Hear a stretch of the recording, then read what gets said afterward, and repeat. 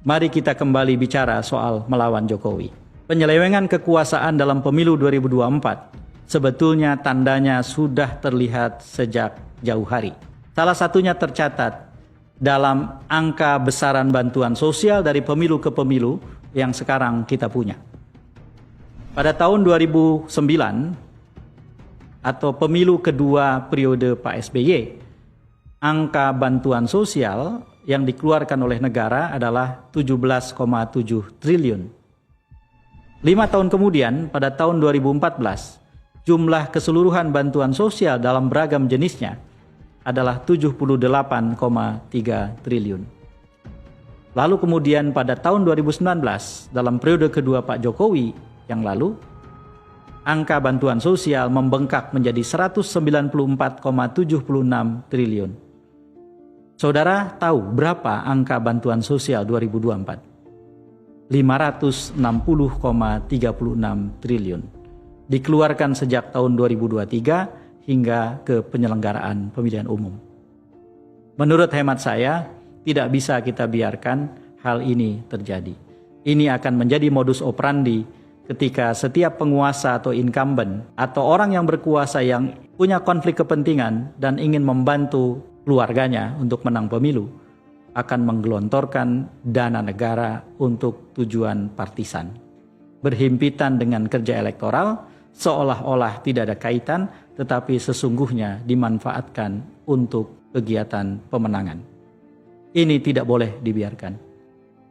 Setelah itu dilengkapi dengan keluarnya putusan MK nomor 90 tahun 2023 yang hingga saat ini rasanya tidak ada orang yang membantah bahwa ditilik dari sisi materi perundang-undangan dan perdebatan istilah itu adalah nepotisme.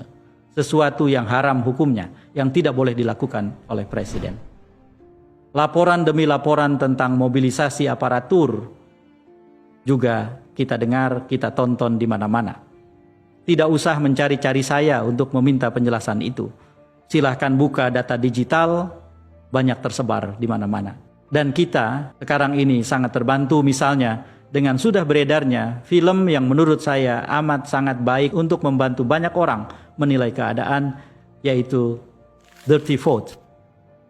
Menurut hemat saya, dengan menonton film semacam ini, mata kita terbuka tentang berbagai potensi kejahatan pemilu dan kecurangan memang nyata ada di sekitar kita.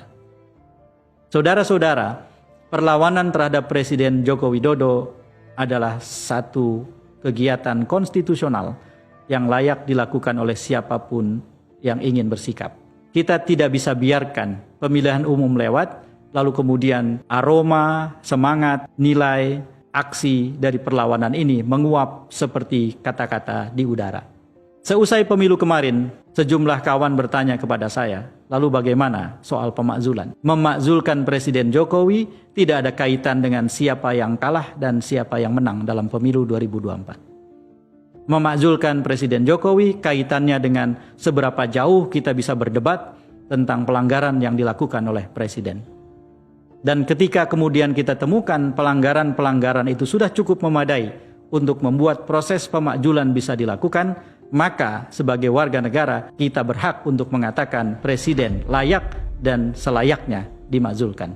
Bahwasanya kekuatan politik tidak bisa memproses itu adalah bagian dari pertarungan demokratis yang harus kita sadari. Jika ingin keadaan berubah, maka komposisi kekuasaan harus berubah. Dan salah satunya adalah siapapun presiden yang memerintah selepas Jokowi sebaiknya mengikhlaskan oposisi kuat di luar pemerintahan. Dan partai-partai yang saat pemilu kemarin tidak ada dalam kubu Presiden Jokowi sebaiknya menahan diri, tidak tergiur oleh kenikmatan untuk berkuasa, dan mereka bersikap melanjutkan perubahan atau perbaikan. Dengan begitu, maka warga negara yang ingin melawan merasa ada pihak yang membersamai.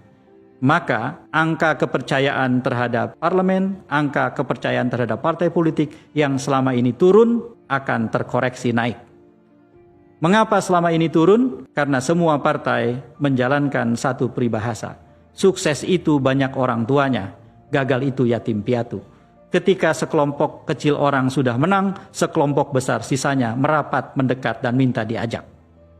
Di sisi yang lain, Presiden punya kepentingan membangun koalisi besar. Karena sistem presidensil dengan multipartai Indonesia membuat semua presiden terancam deadlock atau jalan buntu kelembagaan kalau kebijakannya ditentang dengan keras oleh DPR. Mari keluar dari jebakan itu dengan tetap bisa memerintah secara efektif dengan simple majority, tak usah terlalu besar, di bawah 60% pun cukup, dan pada saat yang sama ada oposisi politik yang terus berjalan.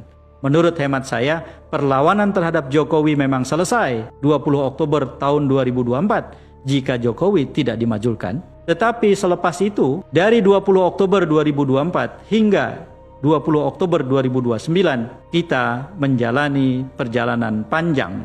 Berdemokrasi bukan lari sprint atau jarak pendek. Berdemokrasi adalah menjalani maraton. Perlu kesiapan, perlu tenaga. Mari persiapkan itu dan jangan larut dengan apapun hasil pemilu 2024. Saya F. Saifullah Fatah, wallahul muwafiq ila aqwamit thoriq. Assalamualaikum warahmatullahi wabarakatuh.